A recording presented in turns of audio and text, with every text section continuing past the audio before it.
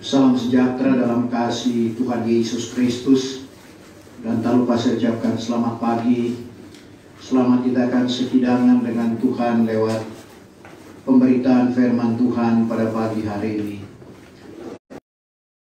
Patut saya menaikkan syukur terima kasih kepada Tuhan yang mempunyai penghidupan dan mempunyai pekerjaan yang oleh anugerahnya pada saat ini saya masih bisa berdiri di hadapan Bapak Ibu Saudara untuk menyampaikan kebenaran firman Tuhan. Tapi sebelumnya saya juga mengucapkan salam dan hormat dari hamba-hamba Tuhan sidang Jumat yang ada di Toraja dan Toraja Utara, di mana seperti yang Bapak Ibu Saudara ketahui, pada hari Kamis kemarin tanggal 29 ada ibadah ucapan syukur di Tongkonan Kuah. Dan sorenya kami dipercayakan juga untuk melayani ucapan syukur keluarga di Parinting. Dan besoknya hari Jumat sebelum kami berangkat ke tempat ini, kami juga dipercayakan untuk melayani pelepasan jenazah di Rantai Buah. Dan Sabtu subuh kami boleh tiba dengan selamat di tempat ini. Kami percaya semua itu adalah berkat doa Bapak Ibu Saudara yang menyertai perjalanan dan pelayanan kami, sehingga kami dapat melaksanakan itu dan kami boleh ada sebagaimana ada pada saat ini. Nah, untuk itu Bapak Ibu Saudara yang kekasih di dalam Tuhan Yesus Kristus, pada pagi hari ini kita akan membaca dua ayat di dalam kebenaran firman Tuhan yang saya ambil di dalam kitab Wahyu pasalnya yang ke-11, ayat yang pertama dan ayatnya yang kedua. Dan untuk menghormati pembacaan firman Tuhan, saya jemput Bapak Ibu Saudara sekalian bangkit berdiri. Sekali lagi Wahyu 11 ayat 1 dan ayat 2 dalam Alkitab terjemahan lama berkata sebagai berikut dengan judul perikop ukuran bait Allah dan nasib negeri yang kudus. Ayat 1. Maka diberikan kepadaku sejenis bulu pengukur yang seperti tongkat rupanya, dengan katanya, bangkitlah dan ukurlah bait Allah dan tempat korban dan segala orang yang sembahyang di dalamnya. Dan biarkanlah halaman yang di luar bait Allah itu jangan diukur dia, karena sudah diberikan kepada orang kafir, dan negeri yang kudus itu akan dipijaknya 42 bulan lamanya. Terima kasih. Puji Tuhan, silakan dulu. Bapak Ibu Saudara yang kekasih di dalam Tuhan Yesus Kristus, firman Tuhan yang diterima oleh Rasul Yahya atau Rasul Yohanes di Pulau Patmos. Karena kedekatannya kepada Tuhan, karena kita perhatikan murid-murid ada banyak. Ada juga 70 murid yang diutus Tuhan berdua-dua. Ada murid inti yang digelar rasul, yaitu 12 rasul murid Tuhan yang bersama-sama terus dengan Tuhan, makan, minum, tidur, dengar pengajaran yang disampaikan oleh Tuhan. Dari ke-12 rasul ini, ada 3 rasul yang dekat dengan Tuhan, yaitu Rasul Yakub, Rasul Petrus, dan Rasul Yahya. Tetapi dari ketiga rasul yang dekat dengan Tuhan, ada satu rasul yang paling dekat dengan Tuhan, paling mengasihi Tuhan, sehingga tidak heran dia dikasihi oleh Tuhan, yaitu Rasul Yahya atau Rasul Yohanes. Tidak heran kalau Rasul Yahya ini menerima wahyu daripada Tuhan, karena dia orang yang amat mengasihi Tuhan. Sama juga dengan Daniel, amat mengasihi Tuhan, sehingga meskipun dia dibuang ke Babilonia, tetapi bagaimana Tuhan menganugerahkan,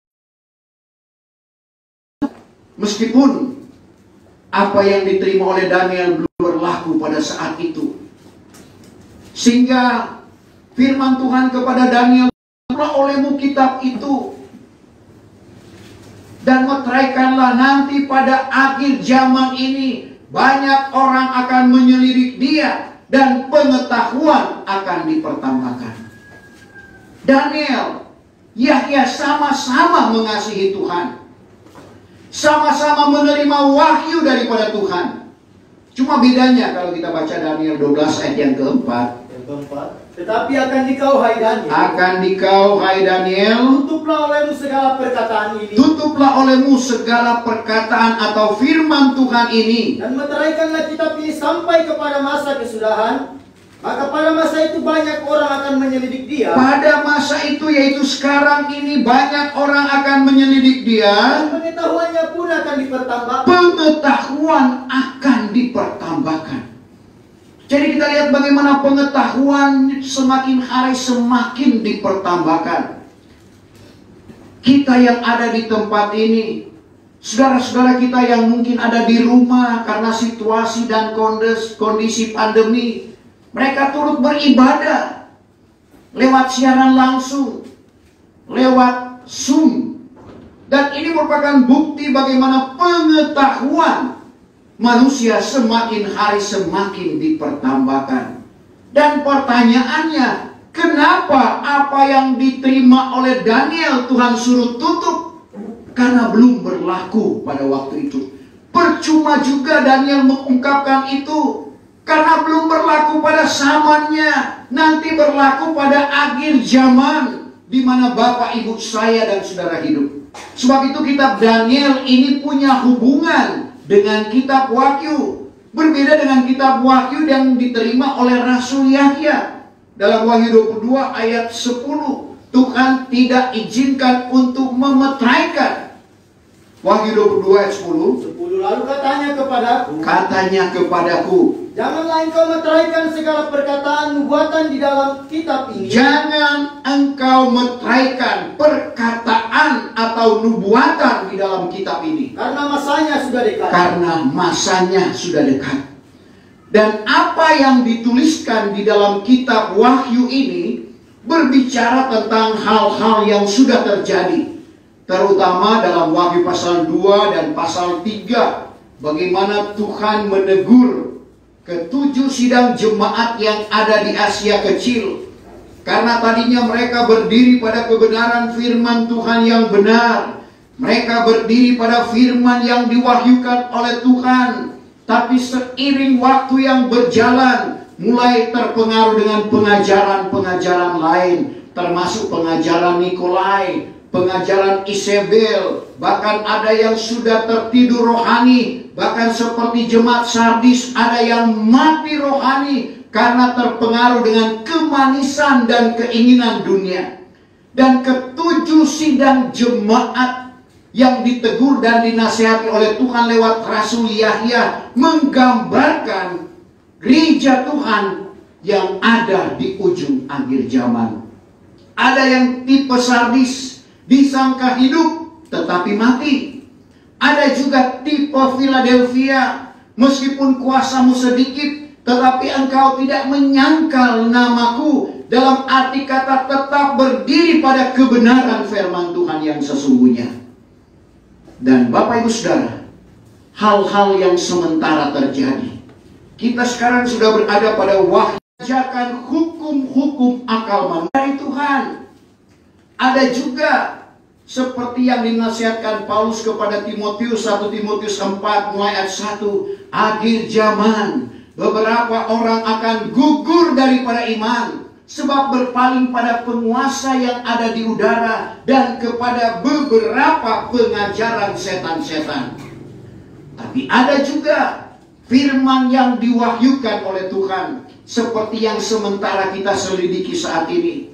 Sebagaimana Rasul Paulus menegaskan kepada jemaat yang ada di Galatia, Galati 1 ayatnya yang ke-11 dan 12, aku tegaskan kepadamu hai saudara-saudara, Salinan lama aku maklumkan kepadamu, hai saudara-saudara, bahwa Injil yang kuberitakan bukanlah pendapatan manusia, bukan ia itu kupelajari dari manusia, melainkan wahyu daripada Yesus Kristus.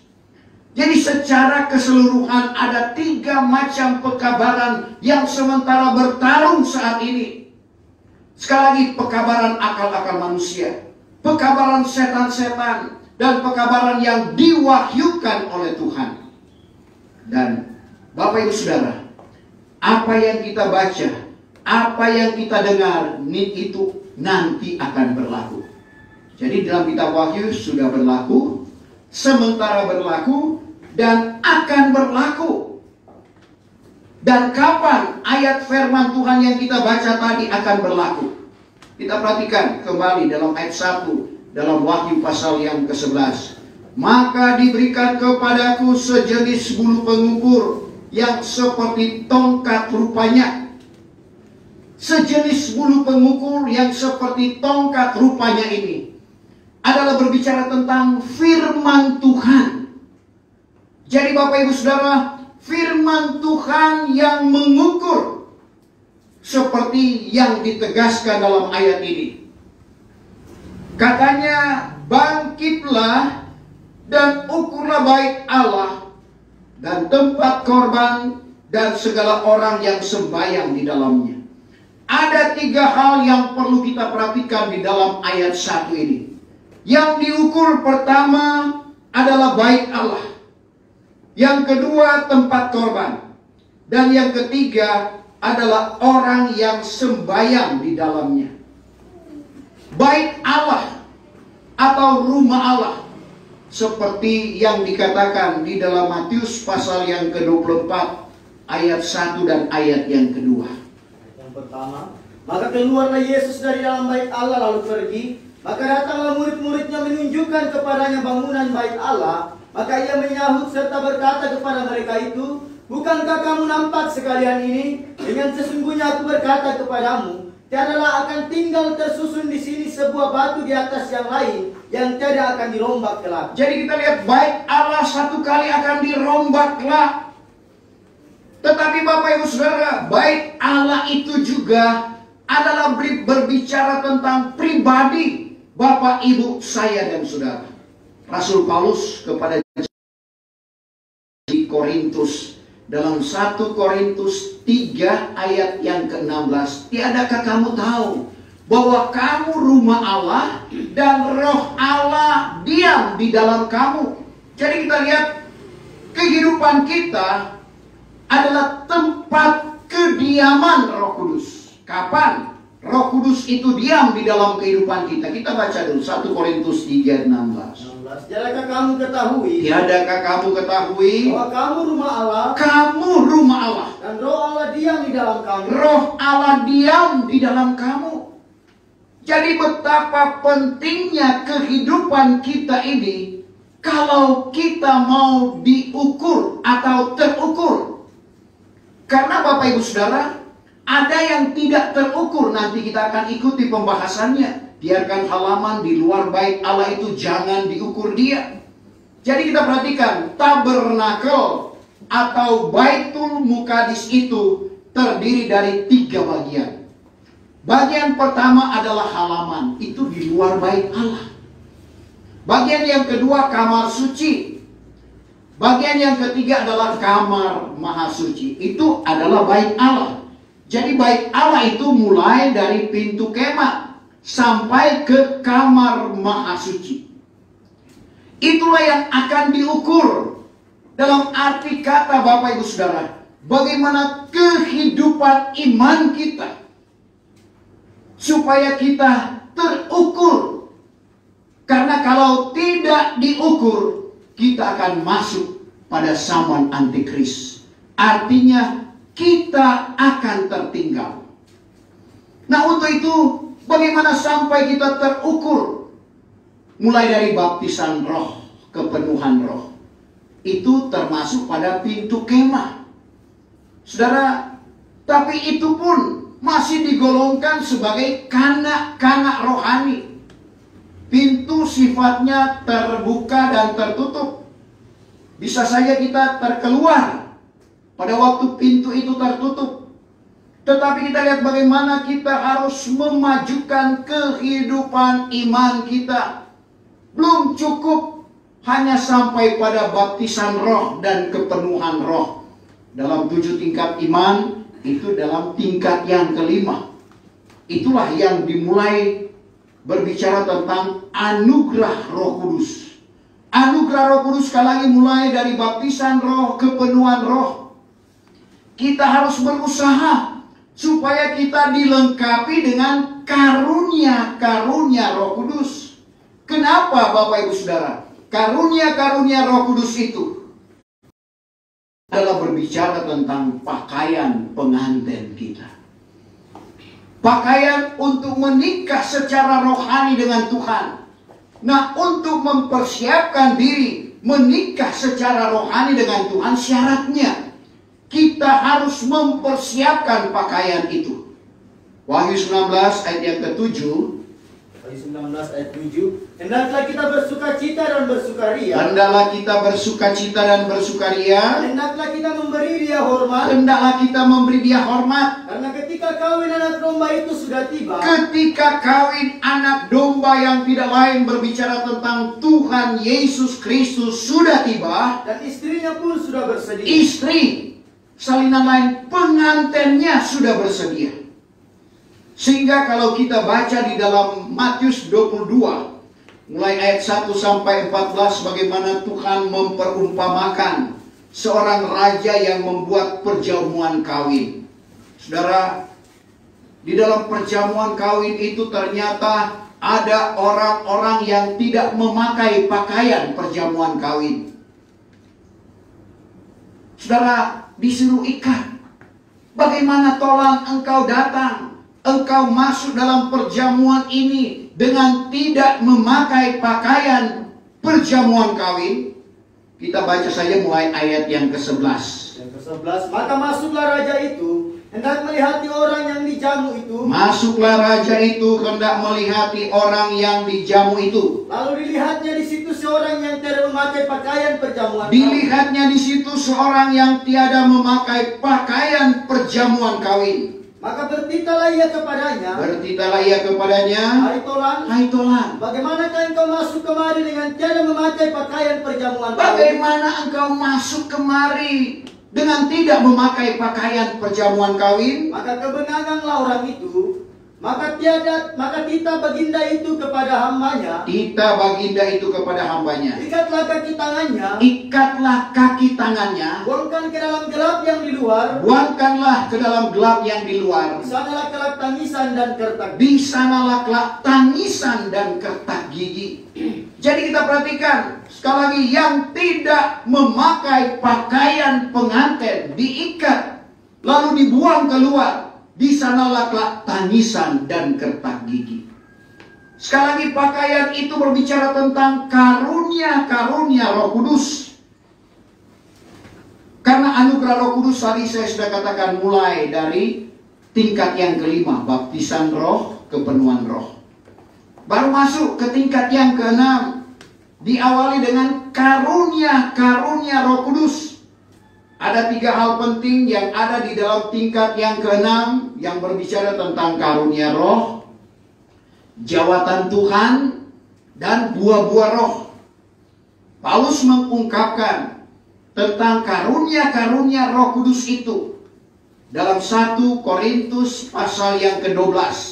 Kita baca ayat 4, lompat ke ayat 8 sampai ayat 11. Yang keempat, adalah berbagai-bagai karunia. Ada 9 karunia Roh Kudus, tapi rohnya itu satu. roh itu satu. Ayat 8, 9 karunia roh itu ayat 8 mulai. Karena kepada seorang dikaruniakan oleh roh perkataan hikmat. Karunia perkataan hikmat.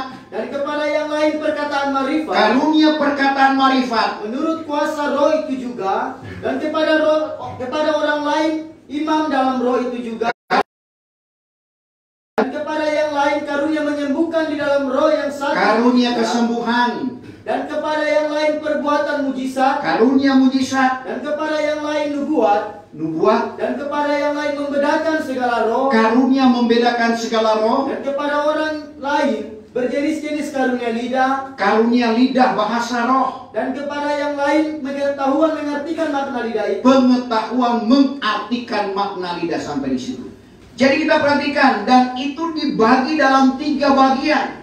Tadi tidak tersusun rapi, tetapi apa yang diungkapkan oleh Tuhan terjadi atau dibagi dalam 3 bagian yang diawali dengan karunia perkataan hikmat, karunia perkataan marifat, dan karunia membedakan segala roh. Ini diuntukkan terutama kepada hamba-hamba Tuhan. Karena karunia perkataan hikmat, bagaimana cara untuk menyusun sebuah khotbah, termasuk juga menyusun buku, itu karunia perkataan hikmat.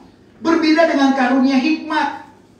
Karunia hikmat sesuatu kepandaian dianugerahkan oleh Tuhan kepada seseorang. Seperti Raja Soleman dikaruniakan hikmat, sehingga di dalam dia menyelesaikan sesuatu itu luar biasa. Dengan hikmat yang ada padanya, ada 2 orang perempuan sama-sama punya anak.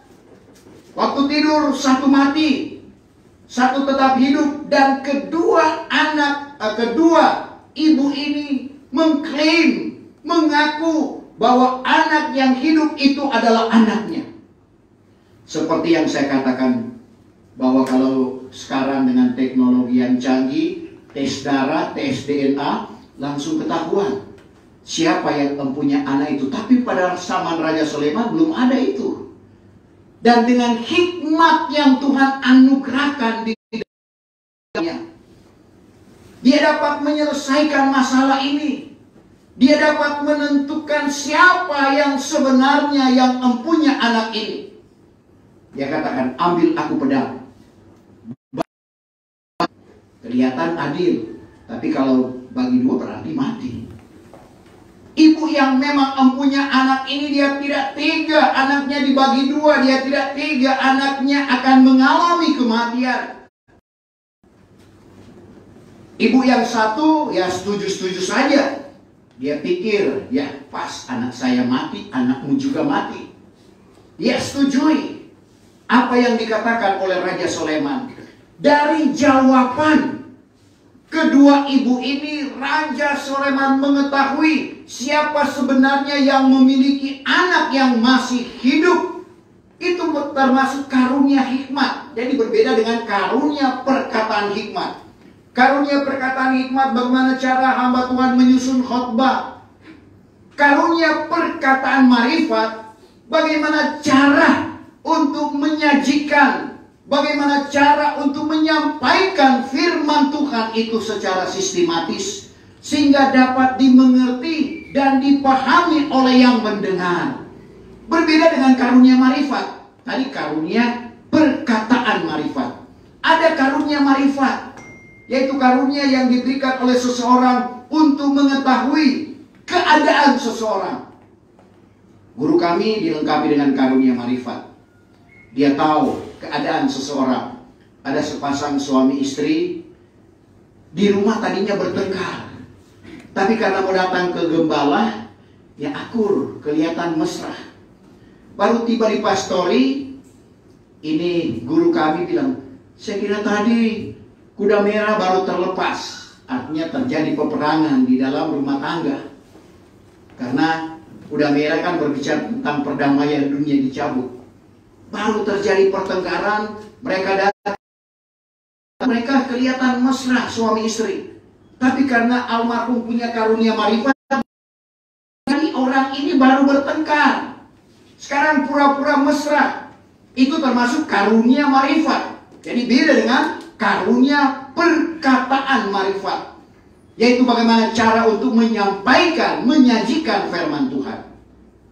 Dan bagian terakhir dalam bagian pertama ini, kelompok A ini, adalah karunia membedakan segala roh. Karena tetap seperti ibadah ini ada 3 roh yang bekerja. Ada roh iblis atau roh setan, ada roh emosi atau roh manusia, ada roh Allah atau roh kudus. Kalau roh kudus tidak perlu ditertibkan. Yang perlu ditertibkan adalah roh manusia atau roh emosi, atau roh iblis atau roh setan. Karena kita perhatikan, roh setan juga kadangkala menyerupai seperti dari roh Tuhan. Seperti yang terjadi pada Rasul Paulus.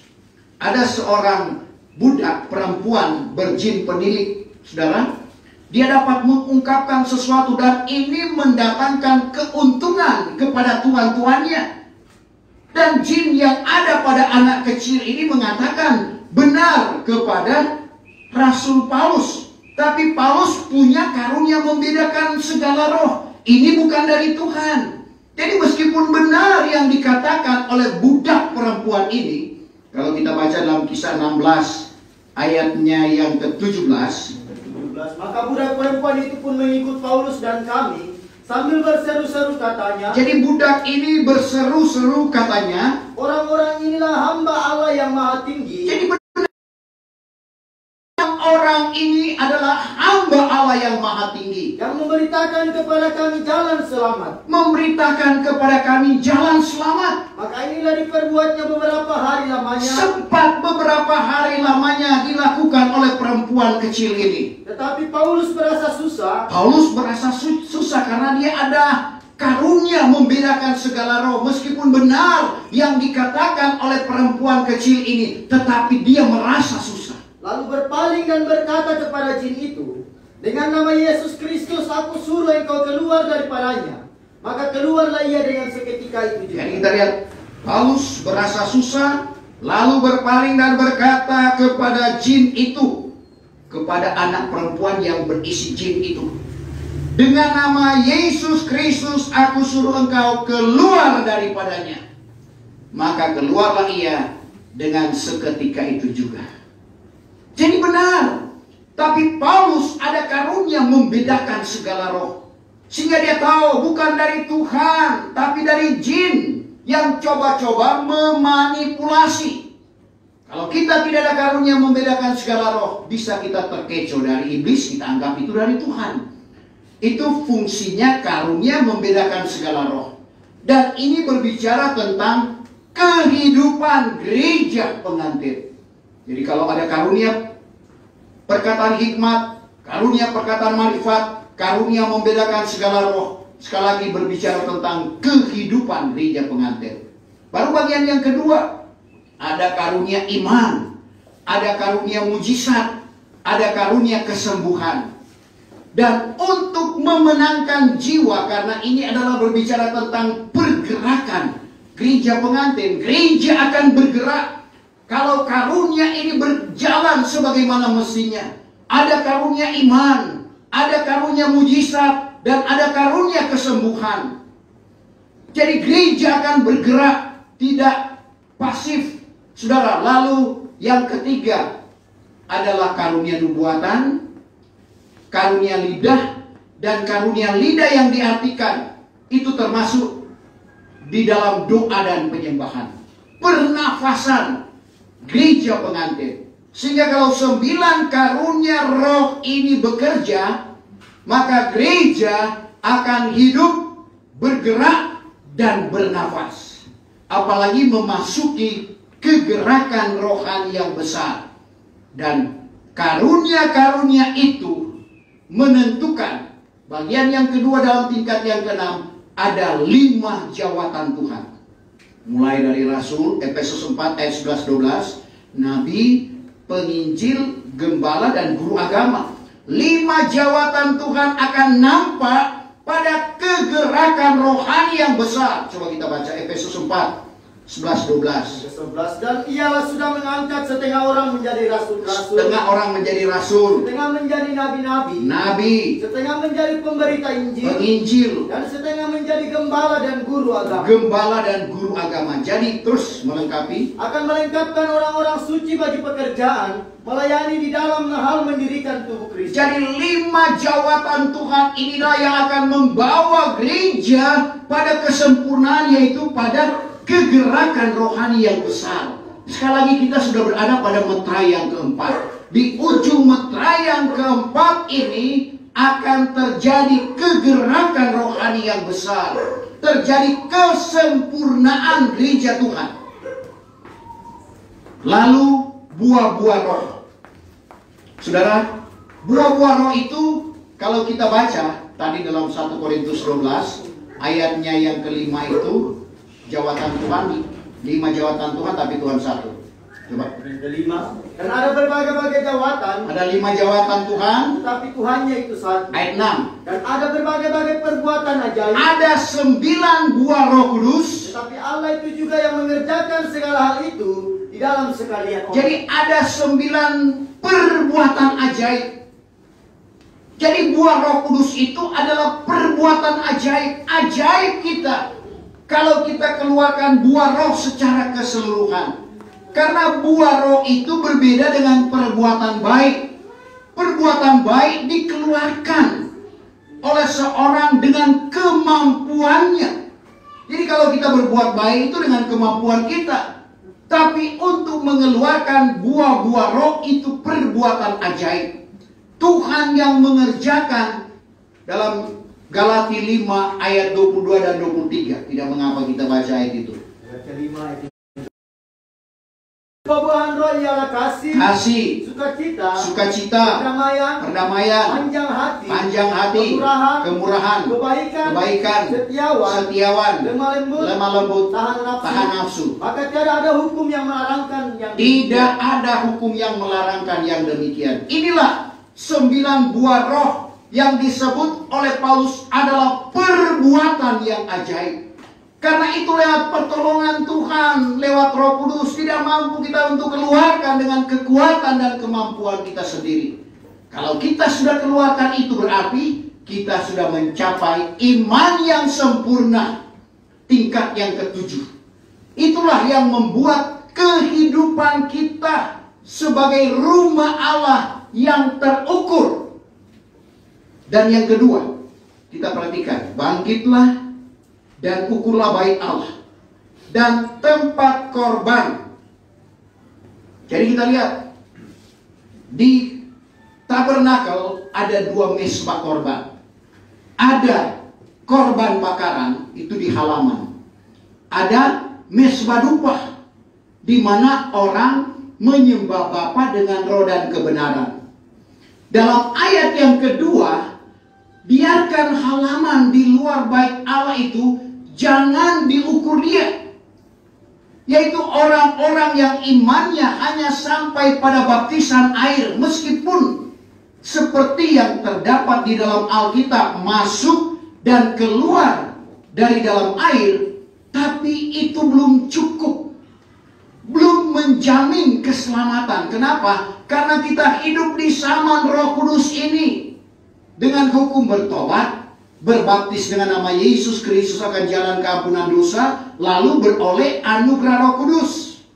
Kita baca dulu ayat yang kedua supaya kita pahami tentang kenapa sampai pada baptisan air tidak terukur.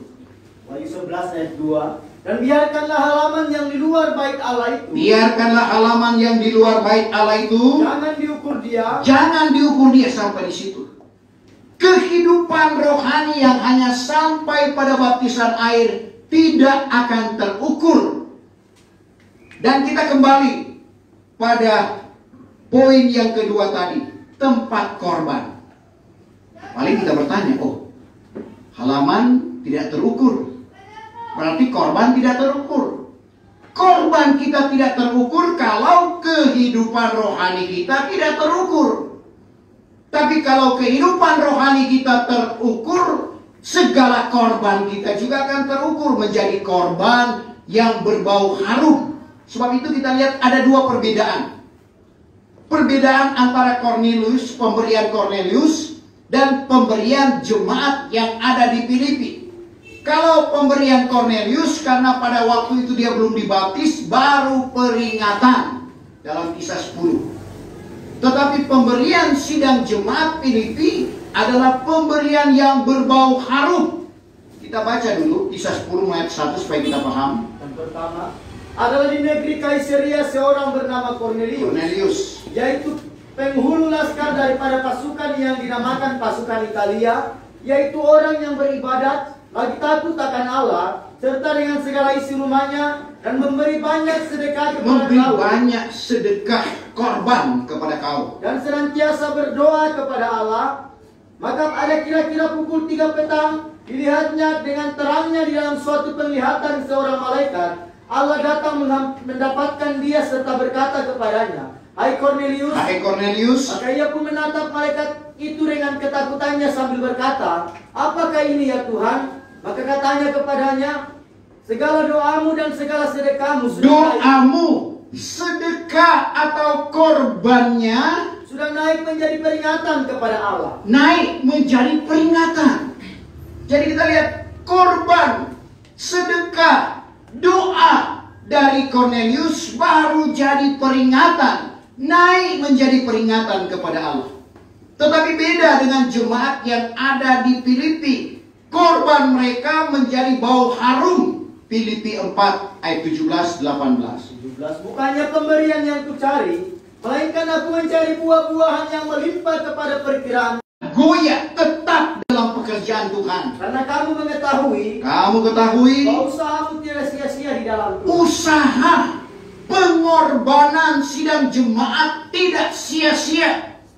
Saudara, semua diperhitungkan oleh Tuhan. Tidak ada sia-sia yang kita korbankan untuk pekerjaan Tuhan. Semua diperhitungkan oleh Tuhan. Dan kita perhatikan bagian yang ketiga dalam ayat 1 tadi. Orang yang sembahyang dan segala orang yang sembahyang di dalamnya. Jadi kita perhatikan orang yang sembahyang.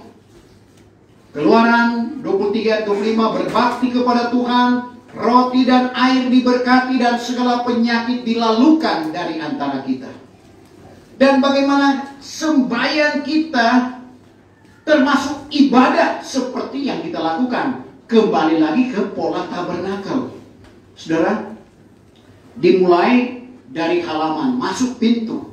Jadi kita lihat halaman ini penting. Mulai dari pintu, kita masuk pintu. Pintu berbicara, pintu gerbang berbicara tentang Tuhan Yesus. Di halaman kita memuji dan mengagungkan nama Tuhan. Ada korban bakaran di sana. Itulah persembahan. Sebab itu kita memuji Tuhan, kita memberikan persembahan terlebih dahulu menurut pola tabernakel yang sudah dirohanikan. Karena tabernakel padang pasir tidak ada lagi, tapi barang yang rohani dibandingkan dengan hal yang rohani. 1 Korintus 2 ayat 13. Kita memuji Tuhan, doa pembukaan, kita memuji Tuhan, kita memberikan korban persembahan. Lalu masuk di mana hamba Tuhan menyampaikan firman Tuhan, dia menyucikan dirinya. Itulah kolam pembasuhan. Supaya dilengkapi dengan karunia, yaitu pelita emas, berbicara tentang karunia roh. Sehingga di dalam melaksanakan tugas di kamar suci yang ada meja roti pertunjukan, berbicara tentang firman Tuhan dan perjamuan suci sebentar kita akan lakukan. Lalu ada mesbah dupa, yaitu berbicara tentang doa dan penyembahan. Lalu masuk pada itu robek, lalu masuk ke kamar maha suci. Di sana tidak ada alat yang menerangi. Di sana hanya terang yang ajaib. Itulah kemuliaan Tuhan, karunia penglihatan. Di sana Tuhan bersuara. Bapak Ibu Saudara, itulah karunia nubuatan. Jadi kita perhatikan orang yang sembahyang yang sesuai dengan pola tabernakel. Inilah yang diungkapkan oleh Tuhan, rahasia yang perlu kita mengerti. Dan ayat yang kedua, dan biarkanlah halaman di luar bait Allah itu jangan diukur dia, karena sudah diberikan kepada orang kafir, dan negeri yang kudus itu akan dipijanya 42 bulan lamanya. Orang-orang yang percaya, seperti yang dikatakan Matius 5, sebuah negeri di atas gunung. Coba kita. Matius 5 ayat yang ke-14. Ya. Kamu ini terang dunia. Kamu ini terang dunia. Sebuah negeri yang di atas gunung, mustahillah ia tersembunyi. Jadi kita lihat kehidupan orang yang percaya, yang imannya seperti yang ada pada zaman Tuhan Yesus, hanya percaya. Saudara, kalau kita hanya sampai ke situ, kita akan masuk pada zaman antikris. Seperti kita lihat dalam Wahyu 12 ayat 17. Orang yang berpegang kepada kesaksian Kristus. Kenapa? Ini naga, iblis atau setan yang akan turun memerangi. Coba kita perhatikan Wahyu 12 ayat 17. Maka naiklah mara naga akan perempuan itu. Setelah dia mengalami kekalahan dalam peperangan di sorga, Wahyu 12 ayat 7 sampai 9, dia mengalami kekalahan dan tidak ada lagi tempatnya di sorga. Lalu pergi memerangi benih perempuan itu yang lagi tinggal. Memerangi benih perempuan yang tertinggal, yaitu tidak terukur pada waktu pengukuran gereja Tuhan. Yaitu segala orang yang menurut hukum-hukum Allah. Hukum-hukum Allah atau hukum Taurat. Serta berpegang kepada Kesaksian Kristus. Hanya percaya. Sedangkan kita hidup di zaman Roh Kudus. Jadi kita lihat, di zaman Bapa hukum yang berlaku cuma percaya. Selamat. Tidak perlu baptis, tidak perlu baptisan roh, kepenuhan roh, karena belum zamannya. Di zaman anak, hukum Taurat, dan itu untuk umat Israel, bukan untuk orang kafir. Tapi kita yang orang kafir ini adalah hukum anugerah dan kebenaran yang berlaku di zaman Roh Kudus ini. Dan kapan gereja Tuhan akan diukur? Yaitu pada kegerakan besar. Jadi kalau orang tidak disempurnakan di kegerakan besar, berarti dia tidak akan terukur dan akan masuk. Dikatakan akan dipijak oleh orang kafir, dan negeri yang kudus itu akan dipijak 42 bulan lamanya, yaitu zaman antikris. Tentunya kita tidak mau. Sebab itu firman Tuhan selalu diungkapkan di dalam kehidupan kita, supaya kita tidak ke sana. Dalam arti kata, kehidupan rohani kita terukur, dan kita akan bersama-sama dengan Tuhan. Tuhan kiranya memberkati firman Tuhan, dan kita akan masuk dalam perjamuan suci.